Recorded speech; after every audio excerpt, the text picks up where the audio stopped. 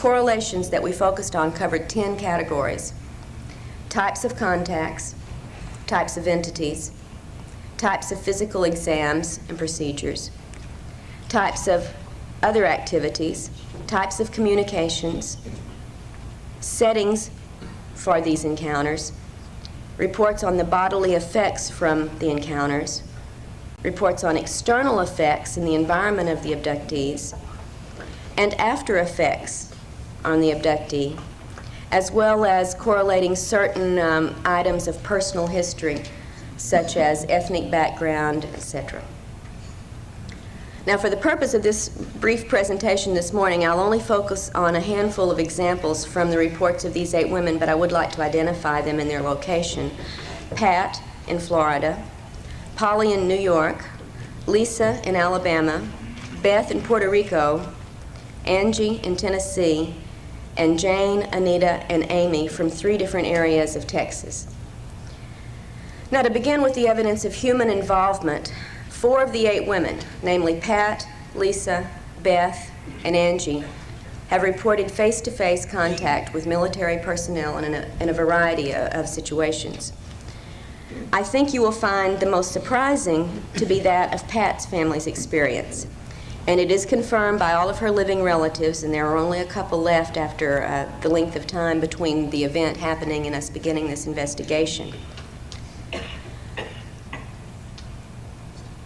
The members of Pat's family in 1954 included Pat at the age 12, a brother and a sister, her mother and stepfather, and a grandmother, all living in a rural location. And they were part of the entire family having an alien abduction and subsequent contact by the military.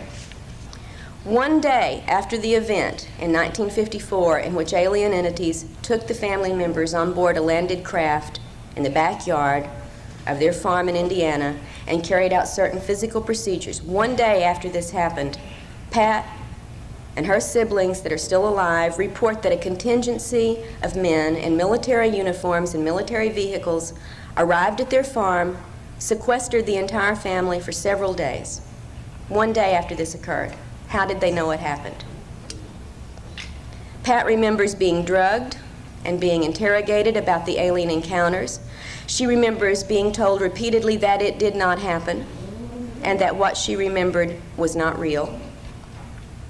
But this was not Pat's only encounter with the military, as she experienced another conscious abduction just 2 years ago, and this time she recalled the presence of a non-human entity in addition to the military personnel who took her from her home in Florida in a military truck to a rural location where an underground facility existed and where she was taken inside and examined. Both Lisa and Angie also reported interrogations by human agents and abductions by human personnel in which they were questioned and physically examined or underwent certain other physical procedures, which I recounted or let them recount in their own words in the book. Beth, who's in Puerto Rico, also recalled an abduction by human agents.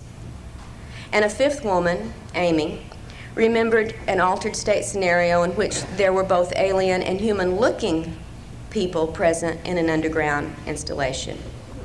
Although, as she says in Taken, there were reasons to doubt the strictly human nature of some of the men she did encounter there. They looked perfectly human, she said, except for their eyes, which had the vertical slits. Most of the 8 women in Taken also report the typical type of human interference signals, such as phone disruption, helicopter overflights, and other aviation activities over their homes that would indicate a terrestrial source.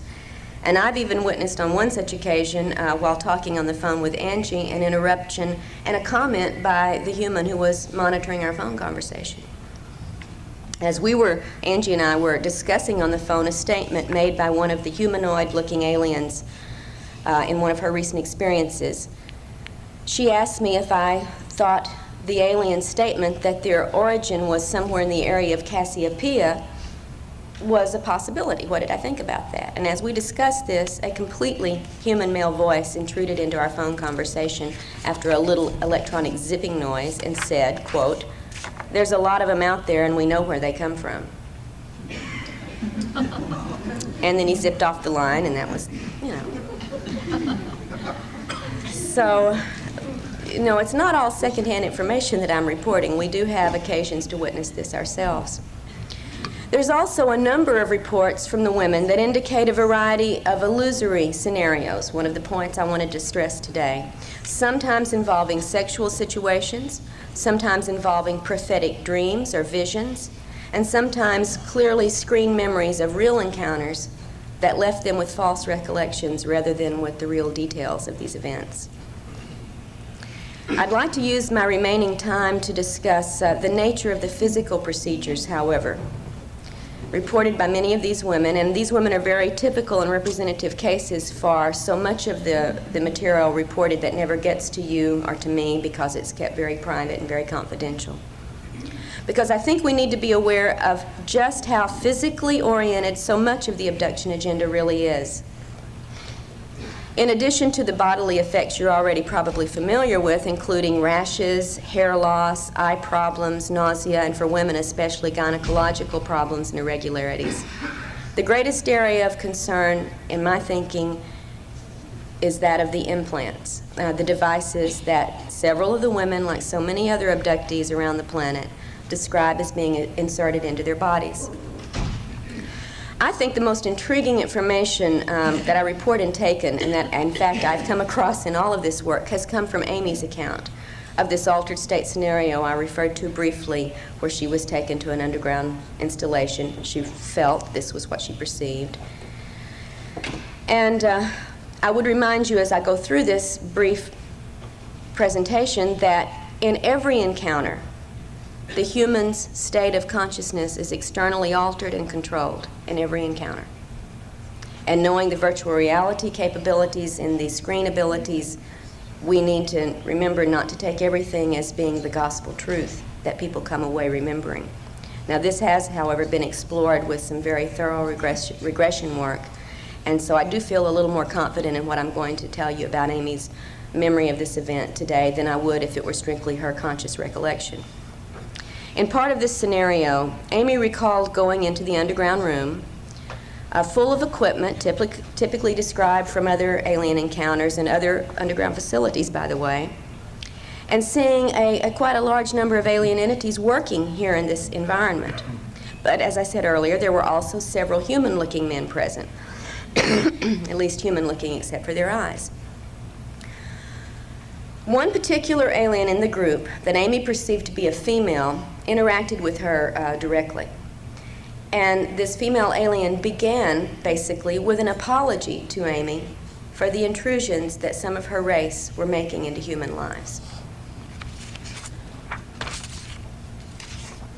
This entity proceeded to explain that she and her group were working with some humans to try to counteract what the rest of her group was doing to us. All right, so we've got to get the setup here on what Amy is being told.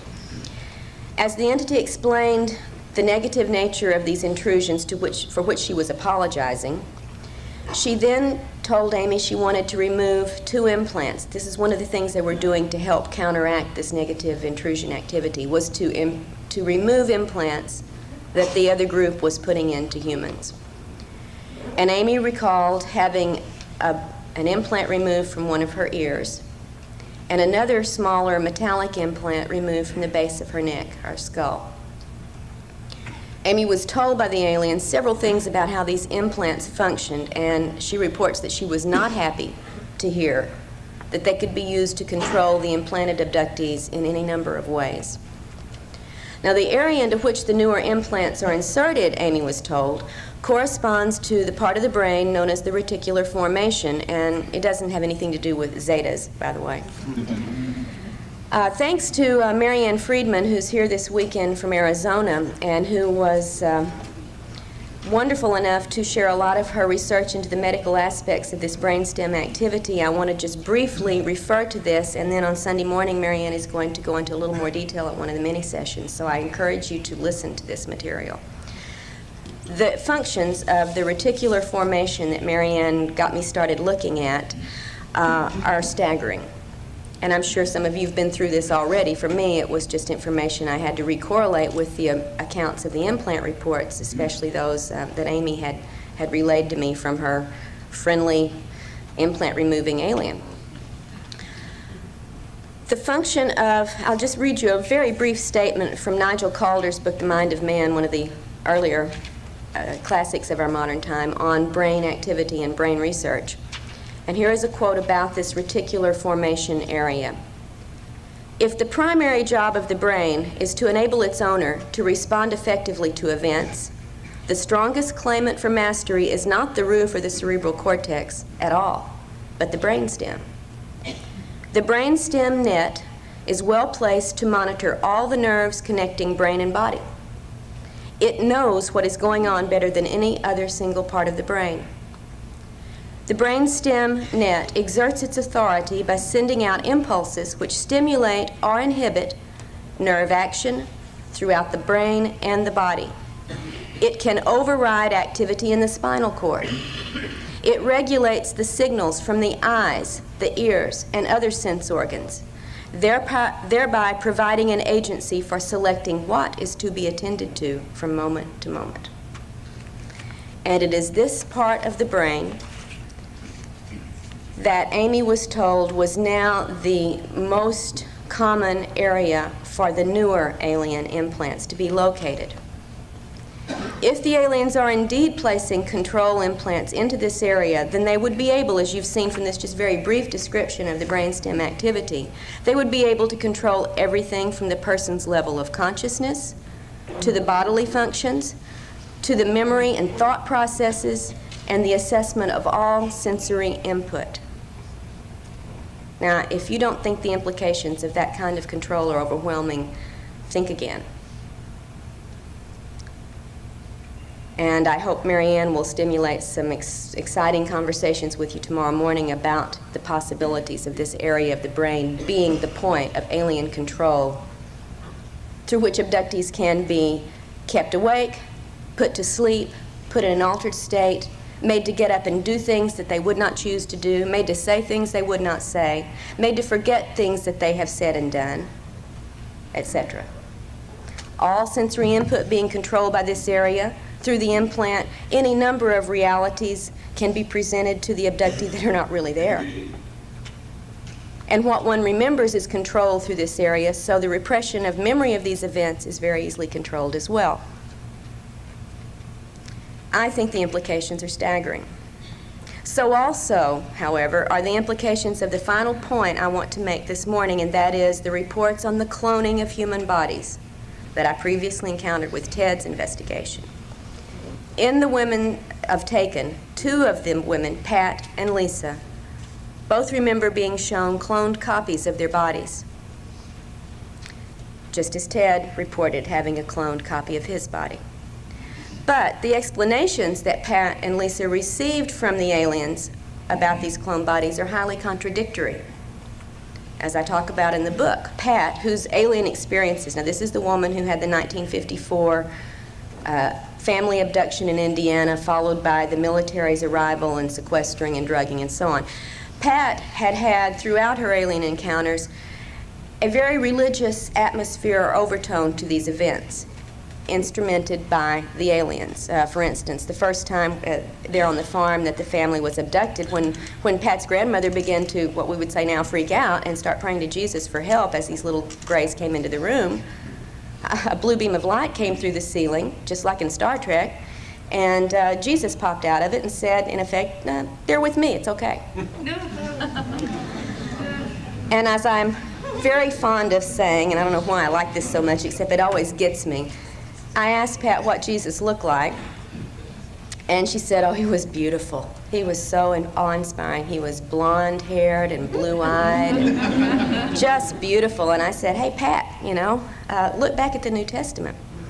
I don't think that's what Jesus probably looked like, historically speaking. And it went right over Pat's head, and she said, with, you know, tears of joy in her eyes, well, this one did. They knew how to push Pat's buttons. She was a very religious person. She was also told essentially that the aliens there with her were angels, and that their job was to prepare new bodies, as mentioned in the Bible, for the coming return of and Jane, Anita, and Amy from 3 different areas of Texas. Now, to begin with the evidence of human involvement, 4 of the 8 women, namely Pat, Lisa, Beth, and Angie, have reported face-to-face contact with military personnel in a variety of situations. I think you will find the most surprising to be that of Pat's family's experience, and it is confirmed by all of her living relatives, and there are only a couple left on the abductee, as well as correlating certain items of personal history, such as ethnic background, etc. Now, for the purpose of this brief presentation this morning, I'll only focus on a handful of examples from the reports of these 8 women, but I would like to identify them in their location. Pat in Florida, Polly in New York, Lisa in Alabama, Beth in Puerto Rico, Angie in Tennessee, left after the length of time between the event happening and us beginning this investigation. The members of Pat's family in 1954 included Pat at the age 12, a brother and a sister, her mother and stepfather, and a grandmother, all living in a rural location.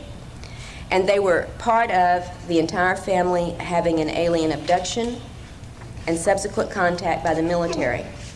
Correlations that we focused on covered 10 categories: types of contacts, types of entities, types of physical exams and procedures, types of other activities, types of communications, settings for these encounters, reports on the bodily effects from the encounters, reports on external effects in the environment of the abductees, and after effects. One day after the event in 1954 in which alien entities took the family members on board a landed craft in the backyard of their farm in Indiana and carried out certain physical procedures. One day after this happened, Pat and her siblings that are still alive report that a contingency of men in military uniforms and military vehicles arrived at their farm, sequestered the entire family for several days. One day after this occurred.